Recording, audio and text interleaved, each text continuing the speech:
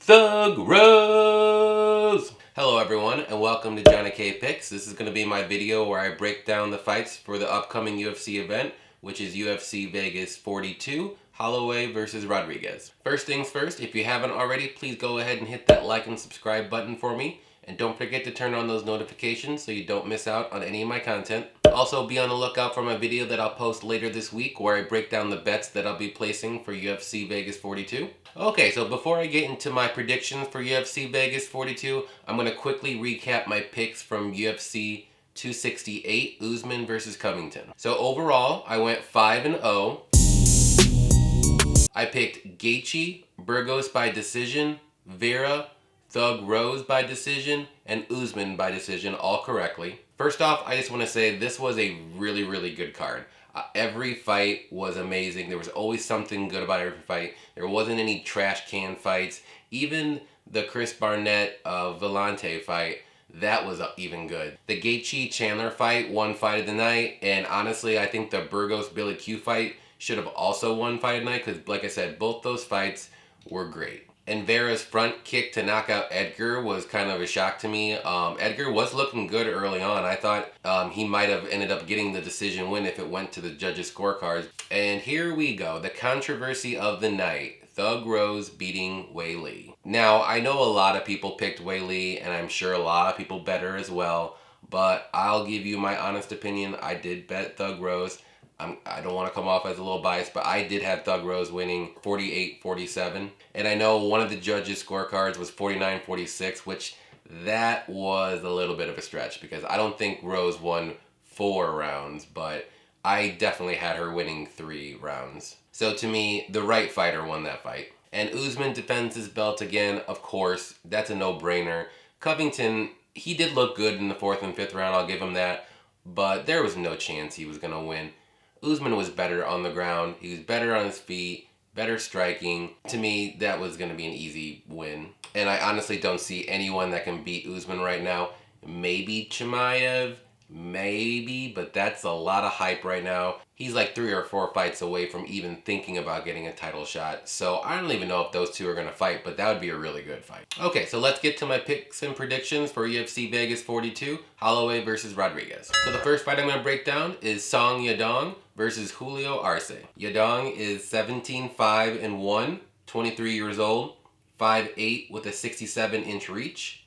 And Arce is 17-4, 32 years old, 5'7" with a 70-inch reach. So right off the bat, this is going to be a really good fight. And with my pick, I'm going to say that Arce wins this one. So both fighters are really good strikers. Yadong averages 4.91 strikes per minute with a 42% accuracy versus Julio's 4.31 strikes per minute and a 36% accuracy. And in the striking defense, Yadong absorbs 3.90 strikes per minute with a 57% defense versus Julio's 2.94 strikes absorbed with a 67% defense. So with those stats, I would give Arce the slight edge in the striking department, but Yadong is pretty good at striking as well.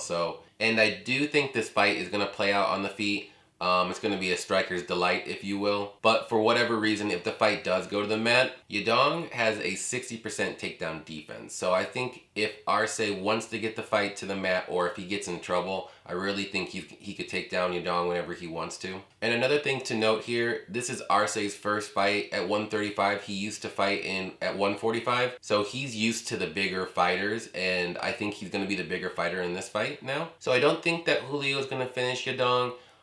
He's a pretty tough, durable guy, but I do think that Julio is going to win all 3 rounds pretty convincingly. So with my pick here, I'm going to say that Arce wins this by decision. Okay, second fight we have here is Roman Dolidze versus Kyle Daukaus. Dolidze is 9-1, 33 years old, 6'2" with a 76-inch reach. And Daukaus is 10-2, 28 years old, 6'3" with a 76-inch reach. So originally we were supposed to have the rematch of Holland and Daukaus, but for whatever reason, I believe Holland got injured, so he had to pull out and enter Dolidze. Honestly, I'm a really big Georgian fight fan. All the Georgian fighters to me are amazing.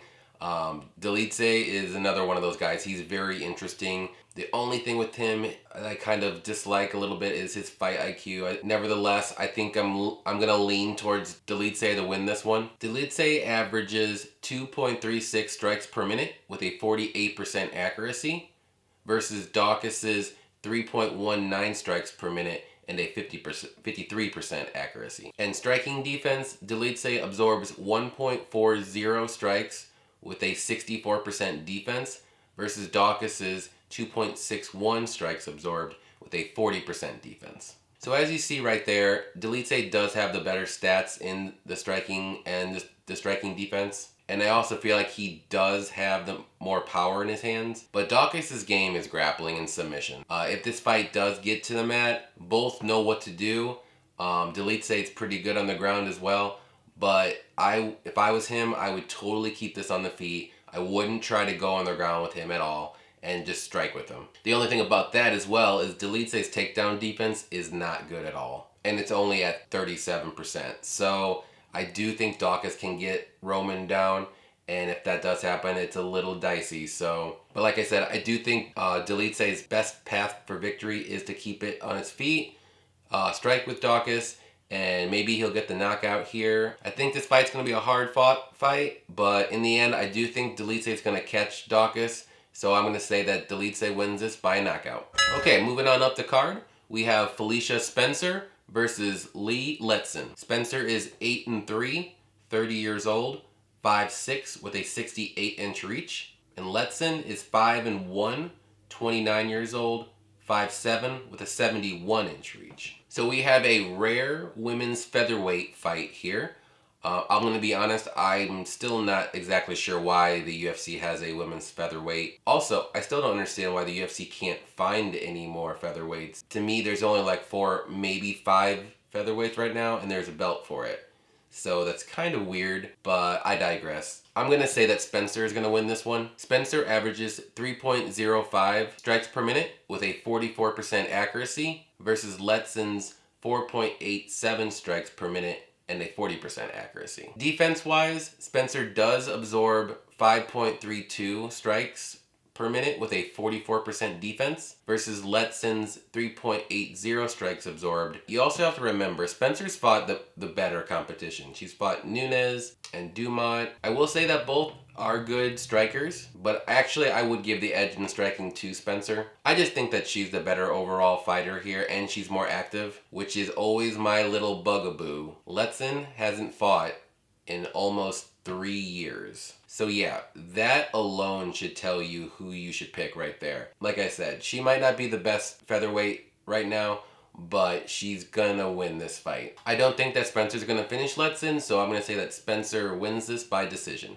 Okay, so moving on up the card, we have the co-main event, the people's main event, if you will. We have Ben Rothwell versus Marcos de Lima. Rothwell is 39-13, 40 years old, 6'4" with an 80-inch reach, and Lima is 18-7-1, 36 years old, 6'1" with a 75-inch reach. So I know these two aren't really household names, but I'll tell you what, Rothwell fights are fun to watch. Sure, he may not be the most skillful guy, but he's one tough dude, and he just keeps coming forward. So with that being said, I'm going to say that Rothwell is going to win this one. Rothwell averages 3.71 strikes per minute with a 42% accuracy versus Lima's 3.24 strikes per minute and a 54% accuracy. But in the striking defense, Rothwell absorbs 4.57 strikes per minute with a 47% striking defense versus Lima's 2.11 strikes absorbed and a 53% defense. So looking at those stats, they do look a little troubling or alarming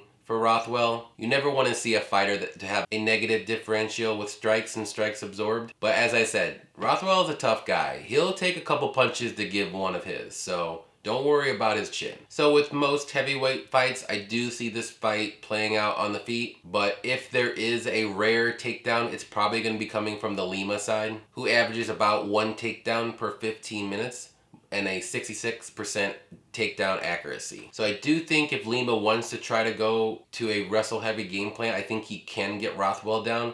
because his takedown defense is only 70%. And I know more times than not, heavyweight fights don't even make it to the second round, but I got this fight going to the distance. So with my pick here, I'm going to say that Rothwell wins by decision. Alright, so main event time here. Before I get into my last prediction, if you're enjoying my video and content, please go ahead and hit that like and subscribe button. One little like and subscribe goes a long way.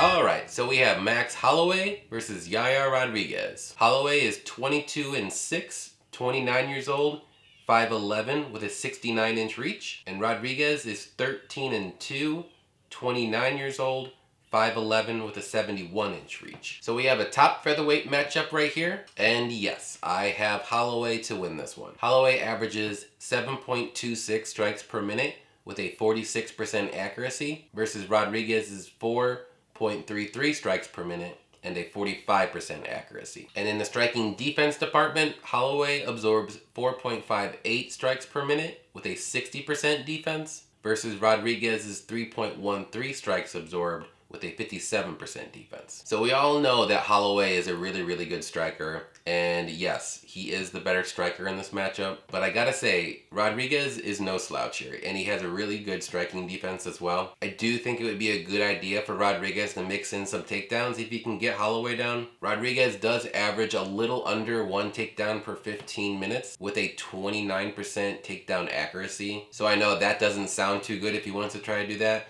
But another thing that's not going to sound too good either is Holloway's takedown defense is 84%. So right there, Rodriguez doesn't go for too many takedowns. He doesn't successfully take down his opponent that often either. And Holloway's takedown defense is really high. So I don't know if he's going to want to try to do that, but I do think that's probably his best path to victory. Because other than that, I don't see any chance for him to beat Holloway on the feet. Holloway's the better striker. He's fought the better competition. He's been in numerous 5-round fights. He's just a level above Rodriguez right now. And also, to make matters worse, my little bugaboo, Rodriguez hasn't fought in 2 years. And he's coming back for his first fight to fight Max Holloway. Yeah, no bueno. So I know that Holloway already fought Volkanovski twice and lost, even though one of those fights, Holloway potentially could have won that fight. So to me, after this fight, I think that's the next fight, a trilogy with Volkanovski. But like I said, I think this fight's going to play out mainly on the feet, and Holloway's going to be smothering Rodriguez the whole fight. And eventually, maybe in the 4th or 5th round, I can see Holloway putting him down. So with my pick, I have Holloway winning by knockout. Okay, guys, so that's it. Those are my picks for UFC Vegas 42, Holloway versus Rodriguez. Feel free to go ahead and comment below on your favorite fight or your favorite picks for UFC Vegas 42. Also, don't forget to look out for my bets video that I'll post later this week going over my bets for UFC Vegas 42. I hope everybody enjoys the fights this weekend, and happy fight night.